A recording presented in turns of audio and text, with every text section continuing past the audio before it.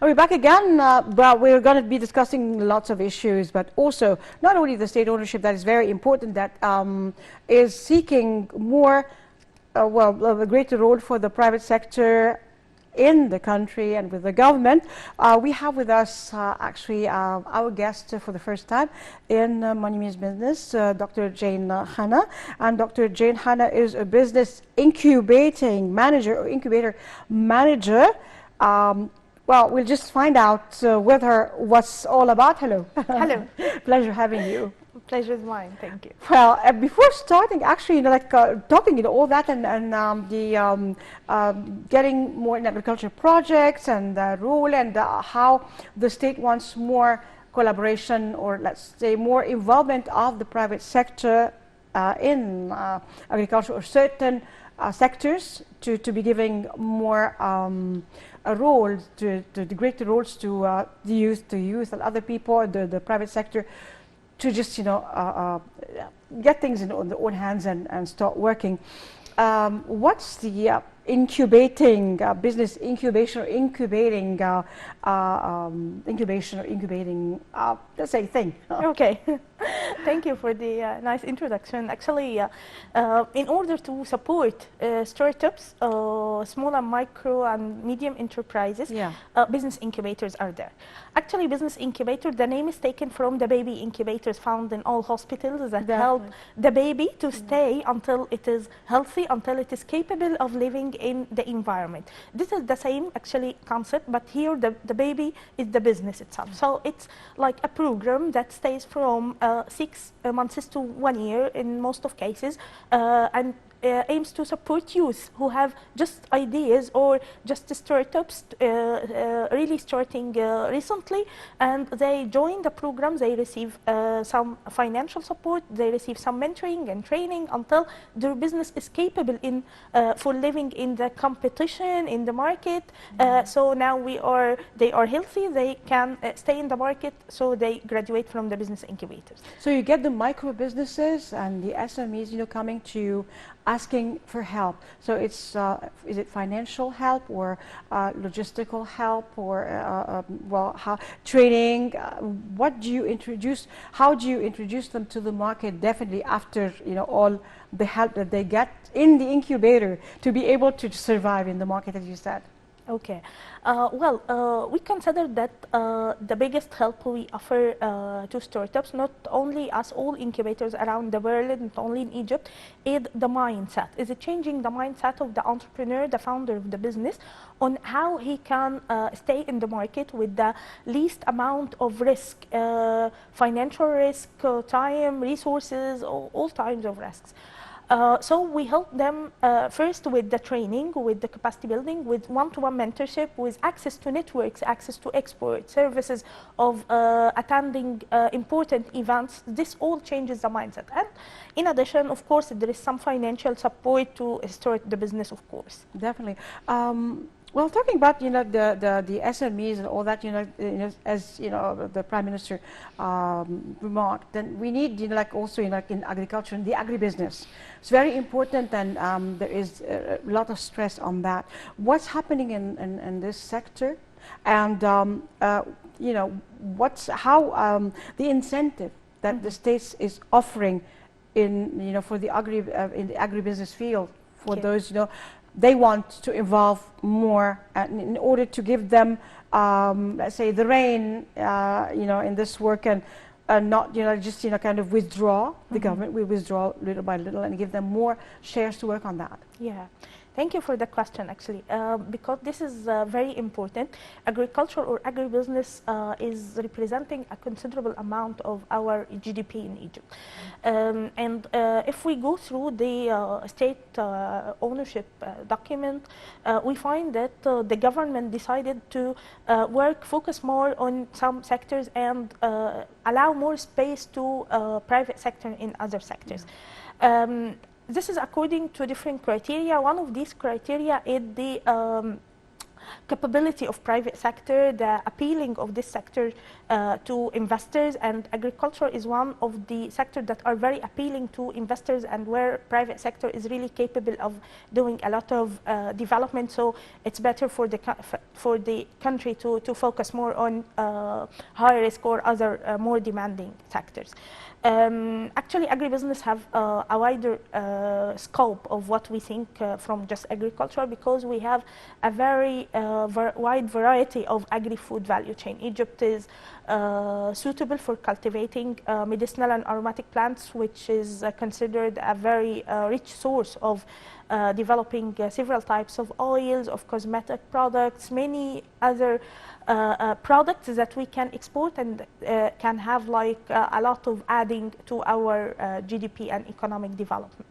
Well, and I think, you know, when you're talking, actually, you know, also, well, it's appealing to people to invest in there in the private sector, especially that, you know, whenever there is, you know, the involvement of the private sector, that we hear, you know, certain groups, you know, that have, you know, like they just do care about spreading rumors, and they say, well, you know, the country, I'll say the government is selling this, is selling, you know, like the government assets, you know, they're selling Egypt, you know, and then, you know, now, you know, this is, you know, ridiculous, and there is right now, you know, like more explanations so that they, you know, people understand this is not selling, but you know, the private sector will be taking part in that, and they just, you know, can do a good business, especially in this time that is hard times with the Russian and the Ukrainian war, and the whole world is affected by that. And agribusiness said, you know, we during the COVID-19 also we were exporting, yeah, well, you know, from the agricultural products, which is a good opportunity. So, you know, this, let's say, this ordeal that's happening with the war, you know, between Russia and Ukraine can be translated here maybe to, instead of being an ordeal, it could be a good thing and a good opportunity for Egypt to export more produce and, or let's say, vegetables and things like that. So how do you see that? Yeah, thank you.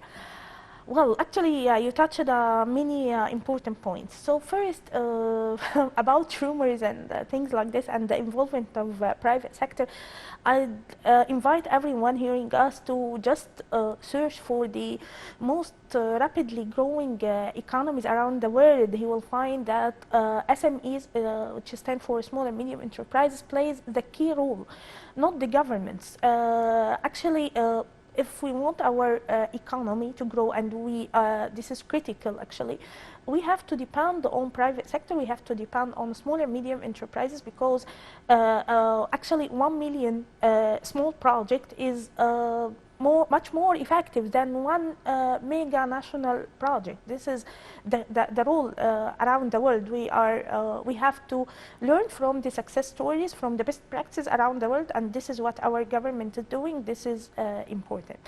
On the other side, the war of Ukraine and Russia, I think this is an important alarm for all countries to keep, and this is not my own opinion, this is what is said everywhere, that this is important to have your own food in your country, because once the war started, many of the countries that some countries depended on importing key and important for crops for daily life, they stopped exporting because they have to save their national needs first. And this is logic, this makes a lot of sense. And so every country has to have the strategic crops, the strategic food products at its own. And actually we cannot rely on the government to do everything by itself, especially after the COVID, after these economic conditions. So private sector has to play a bigger role actually, and I'm happy to have this state document. Yes, comes to my mind, you know, what, well, the agribusiness, you know, like the kind of SMEs that come to you and the micro businesses that come to you in order to help them grow and you know, and be able to learn and be able to compete in the market. What kind of businesses go under the agribusiness? Yeah, okay.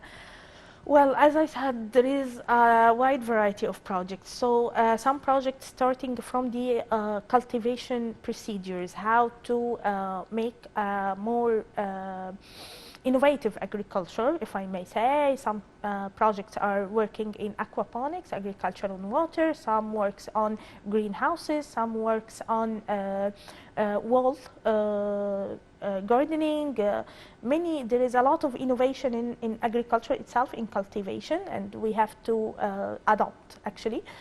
Some works on directing our agriculture into a more clean one, a more sustainable one, like organic agriculture, which requires a lot of products. You need, in order to make an organic agriculture, you need an organic fertilizer, you need a biopesticide, you need all the products. So some small and medium companies are working to provide these new products. Some working in the irrigation and water management technologies, especially with the water scarcity challenges that we all have, how to irrigate in a more efficient way, not to just waste a lot of water, and you find at the end that you don't have this to secure this. Some works on developing and adding value to some crops, like extracting some oils, some constituents from the seeds and from the crops. So you can build on it many food products, many cosmetic products, many all these products enter into so many industries, and there is a greater demand to export. Actually, if I may give a little example to make it clear to everyone, the jojoba oil, for example. Egypt faces a higher demand from jojoba oil year after year because we have a high quality of jojoba oil, and we don't have the amount actually. So you can imagine that this needs to grow. Some works on different products like meat product, chicken products, many products. Agribusiness is very wide. Yeah, okay. Yeah. Last but not least, the waste management, because this is another industry, and we have a lot of agri-waste in Egypt. All this agri-waste can have a value if it is recycled or entered into new industries. So there is a lot of things to be done by startups. This is very interesting. Well, now like how if you get actually the SMEs or the micro businesses, small businesses, medium businesses that come to you. How long does it take a business, let's say, if it's like a micro or a medium or small, to develop in order to be able to get into the market, to be in the strength that is needed to compete in the market and be to have an existence in the market? Yeah, this is an extremely interesting question. Actually, this vary from case by case, from one business to another, according to different factors. First of all, the stage of the project when it joined the business incubator. Is it just an idea, or they started to develop what we call a prototype? Prototype is a very tiny thing just to test the market, but something is there, or it has like a starting existing business. The second factor is the team. Is the project has the needed team to start, or we have like a solo founder and he's still looking for the team. Many other factors, the business opportunity, the market, the resources, many other things. So we study each case. Definitely. Well, we'll go for a short break. After she'll be coming back. Stay tuned to us. Don't go away. We're coming back in a moment.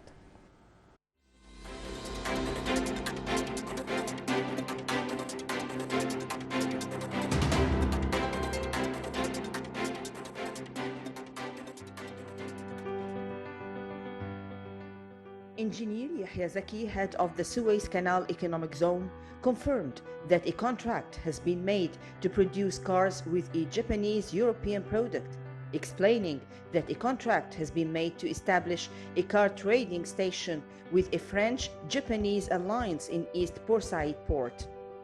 Zaki said that the cars will be assembled by increasing the proportions of the local component to reach 50% and 60% in the coming years. Zaki added that East Port Said port enjoys many advantages such as incentives and privileges for investors, explaining that Egypt has the ability in East Port Said port to localize the automobile industry. Dr. Muhammad Shaker, Minister of Electricity and Renewable Energy, received the Director General of the Green Hydrogen File and new projects in major Indian companies to discuss investment opportunities in the fields of energy, especially renewable energies and hydrogen. Shaker stressed that the meeting reflects the ministry's keenness to enhance ways of cooperation with various institutions and organizations during the coming period and to benefit from advanced expertise in the field of renewable energies and green hydrogen to spread the uses of renewable energies, reduce carbon emissions, and increase the share of the private sector's participation in such projects. The minister indicated that there is cooperation with international companies to start discussions and studies to implement pilot projects for the production of green hydrogen in Egypt as a first step towards expanding in this field to reach the possibility of export, stressing the sector's readiness to cooperate with various parties in this field.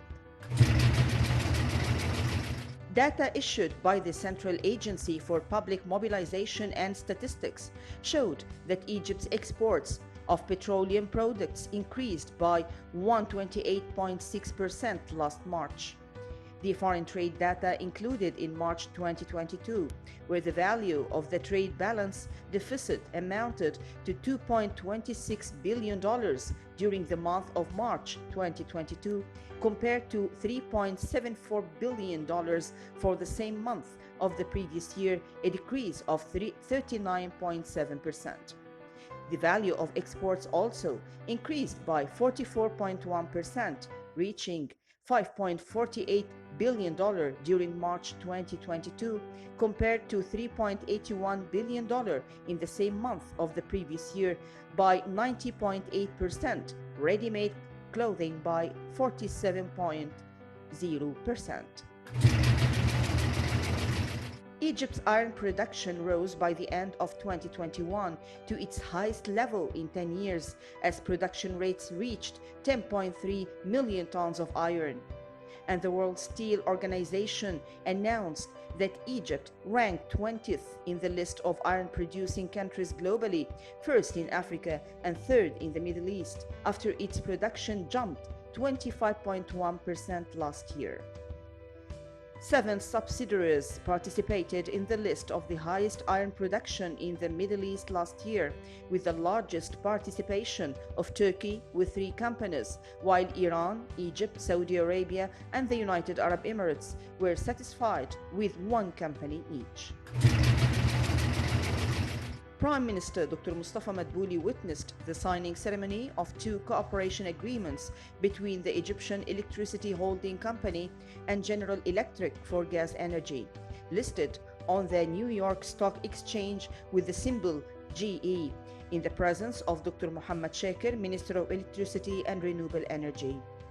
The first memorandum of understanding and the second agreement were signed by Engineer Gaber Al-Dessouqi, President of the Egyptian Electricity Holding Company, and Joseph Anis, President and CEO of General Electric for Europe, Middle East, and Africa. It was noted that the signing of the 2 agreements comes within the aim of supporting efforts to decarbonize the energy sector in Egypt, in the context of Egypt's preparation to host the 27th session of the Conference of the Parties to the United Nations Framework Convention on Climate Change, the COP27. A number of major companies working in the manufacture of dairy products praised President El-Sisi's directives to develop the dairy industry in Egypt and provide all the necessary requirements for it in order to help in healthy and safe food for citizens. The companies affirmed that the presidential directives for the development of the dairy industry will help manufacturers increase production and quality, and then also compete in foreign markets during the first year of development. With the progress in time, Egypt becomes the first country to export cheese and milk to foreign and Arab countries. It is worth noting that the dairy sector in Egypt has occupied the largest share of the political leadership's attention over the past years, as it directed the development of its industry due to its importance in the export process, providing hard currency and job opportunities for young people. The companies affiliated with the Ministry of Military Production achieved revenues of £16 billion until the end of the third quarter of the current fiscal year 2021-2022, despite the surrounding global and local conditions. And the full production exceeded £14 billion as the first year in which such a value was achieved, with a growth rate of 26% over the previous year. The Ministry of Military Production was able to achieve many achievements that contributed to pushing the wheel of production in Egypt forward, not only in the military field, but in the civil field as well, despite the economic challenges that the world witnessed due to the repercussions of the corona pandemic and the Russian-Ukrainian war, and what followed: repercussions on prices, growth rates, inflation, and supply chains. The achievements of the Ministry of Military Production are a reflection of its vision to be an advanced industrial institution that acts as a major source of arming the armed forces and at the same time one of the most important industrial arms in the country, which contributes to achieving an added value to the Egyptian economy by participating in the implementation of many national and development projects in the country.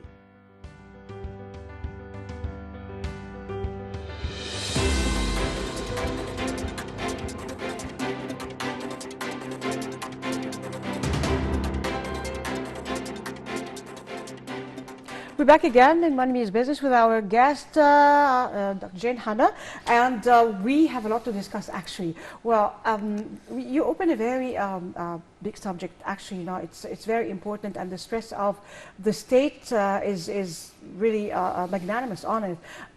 Compared to before the revolution, was it that way? And also, how do you know? I say, you know, like the youth. There is also stress on youth, you know, as you mentioned before we went for a short break. Why would youth wait when they graduate for work, go, you know, like and go and present your CV here or there?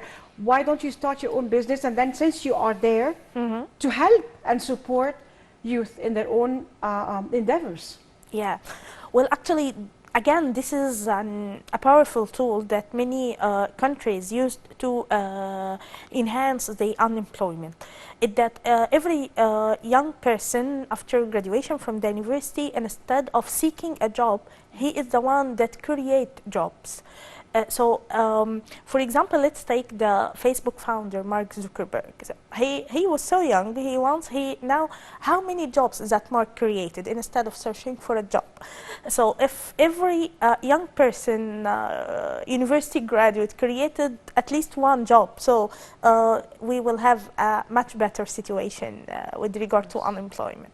So in the previous years, like if we say like 10 or 20 years ago, having an own business required, it was just traditional business, so it required a huge amount or a big amount of money to start the business. Now tech startups, what we call tech startups, it depends on the technology. If you have your own laptop, if you can develop a platform, so you can start a business actually with a brilliant idea. So now the capital is not a money capital, is an idea, innovation capital. So if you can create an idea that the market needs, if you can solve a problem in any of the sectors, so you can have this solution, you will be, you are an entrepreneur at the beginning, and you will have a good income, better than a 9-to-5 job, and you will create jobs and you will achieve your dreams. This is the more important. So we many bodies in the government and many universities and ministries actually have programs now to support entrepreneurs. If I may mention some few examples, there is a program called رواد 2030 رواد 2030 under the Ministry of Planning and Economic Development. This helps entrepreneurs everywhere in Egypt by creating many business incubators. If you can just search on the Google or Facebook business incubators in Egypt, you will find many to apply for. So and you will find many people to help you actually. Well, you said something very interesting. You know, before you said we have more than the market. You know, like we are trying to search for people in order to help them with that. So you know, you've got more to offer than the number that comes to you. Yeah, actually, now unfortunately, this is true now. Any business incubator, any program starts by opening a call for application. So we open a call and we receive applications from youth describing their idea, what they want to achieve, what are the resources they have, and what kind of support they need. So sometimes we have like places for 60 startups, and so we try best to find 60 dedicated entrepreneurs who have really good ideas. Sometimes we don't have this number, so actually now many organizations are searching for entrepreneurs. So it is your turn, Egyptian youth, to find a good idea and be ready and apply and go ahead, and you will find the opportunity. But if you have like, you know, like, we're coming to you and it's a good idea, but it needs you know, tweaking and changing, you know, and to be able to really be a good idea that that turns to a good idea in the market. As you said, for example, you know, some youth, you know, have ideas, and Egyptian youth are very clever. They just travel and they just, you know, prove themselves everywhere. So why not prove themselves here? And they should know, well, through of course the media and others, that there are agents here that can help them be able to compete in the market, to have a presence in the market, a good presence in the market.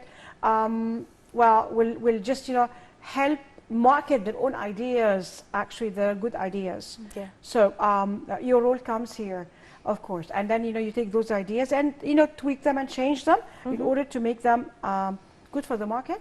Yeah, actually, in order not to make it a negative view, but actually many Egyptian youth prove themselves not only in the Egyptian market. Many Egyptian startups are there now in the United States, NASDAQ, and in many countries in the Arab region and everywhere actually.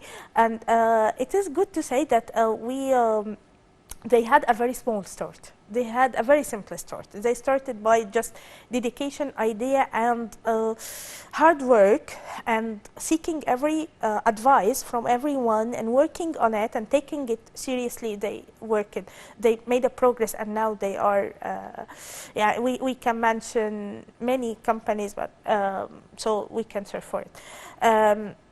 So Egypt still have a lot of business opportunities. If we are going back to the agribusiness sector, there is a lot of business opportunities still not tackled yet, or not tackled enough by startups. There is an area for enhancement, there is an area for investment, there is an area for exporting more and more products, there is an area for tech startups to make our agriculture more innovative.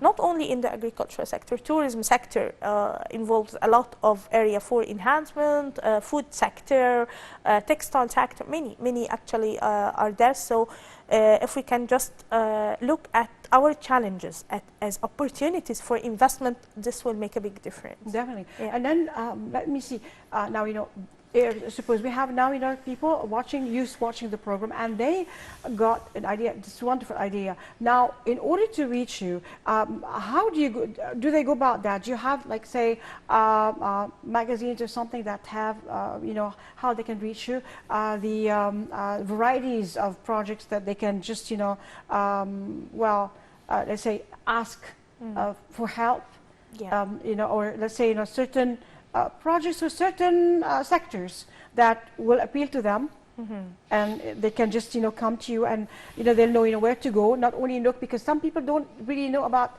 the incubators for businesses, and they think, you know, they have no help. Yeah. Well, actually, this is why we are trying to reach youth where they are, and because most of youth, if I don't say all, they are many times on social media, so we are trying best to reach there where they use frequently. So we are on Facebook, on Instagram, all social media types. Also in universities, I'm happy that most of universities in Egypt now have entrepreneurship centers. So if you are a university student or university graduate, just try to find out where is the entrepreneurship center. And I'd like to mention that maybe this is somehow not related to the topic, but actually this is important because if you are a university student or university graduate, you have to know that university time is very precious. It's not just made to attend lectures and pass the exams and get good grades. This is definitely important, but you have to discover what else your university is offering, because universities have a lot of service centers that can help you advance your career. It will help you. You have to know that once you graduate, this is not enough to have a very nice lifestyle. No, you have to be somehow remarkable. You have to be different. So how you will be different? This is by trying something while you are a university student. You have to, and I always say that a university time is a time for knocking all doors, because you have nothing to lose. You are not, you don't have financial commitments yet. You don't have any types of stress. This is the time of knocking all doors and asking, what are you doing? So my advice to all university students and even university graduates, knock the doors, ask, what are you doing? One of the happiest moments in my life when I'm at my work and one of the students just entered the room and asked, may I ask, what are you doing here? What are you offering? This is, I usually get the impression that he is different or she is different. So universities have business incubators. Some ministries, as I said, have business incubators. Just Google it on social media, just to try to ask. You will find we are trying best, not only us, everyone working on entrepreneurship in Egypt is keen to reach youth by all means, but sometimes this is difficult, of course, especially for some regions like Upper Egypt, like some remote places, but I think it's a mutual thing. We have to find out to reach out to youth. Youth have to try also to reach out to support providers as well. Well, you know, what you're saying in all that's happening, that was not really you know, we have less than 2 minutes actually to go, but I see the difference, you know, I don't know how you see it, how, you know, like people would, when they were traveling abroad, right now, there is more like nationalism, there is more trust in the government, there is more willingness to you know, resort to the government to help. Yeah, this is true actually, and this is, I think, my point of view. This is coming from the many initiatives that the government is now trying to offer youth, and this, again, from my point of view, this is a very win-win situation. Youth are the main pillar for economic development, for socio-economic development, and this will make it much easier on the government to focus more on the strategic things, and at the same time it will make it easier for the country, again, not to... And less than 1 minute, how do you see the future? Yeah, okay. Okay. Well, I'm optimistic. I see the future where the youth are the leaders, the business leaders. I would love to see 1 million entrepreneur, 1 million business leader in Egypt who is running a successful business, and many of them in agriculture. And as I always say, dreams come true. So from dream, it will become reality. Like lots of dreams crystallized and became a reality. Yeah, hopefully. Hopefully, Dr. Hanna, thank you very much for being with us. Well, it's the first time, but it's not the last time. You know, we're going to be probing more the issues as we develop on and on. Yeah, thank you very much for being there. Thank you. Thank you. And I'd like to also thank our viewers for being there. I will see you again, but before going, as we always say, God bless Egypt, Tahya Masr, God bless Egyptians, God bless the world, God bless our president, our army, our white army, our police, And as I quote from the Holy Quran, ادخلوا مصر إن شاء الله آمنين. Enter Egypt, God willing, safe from the Holy Bible. Mubarak شعبي مصر. Blessed be Egypt, my people. I'm Nermeen Nazim signing off. See you again next week. Goodbye for now.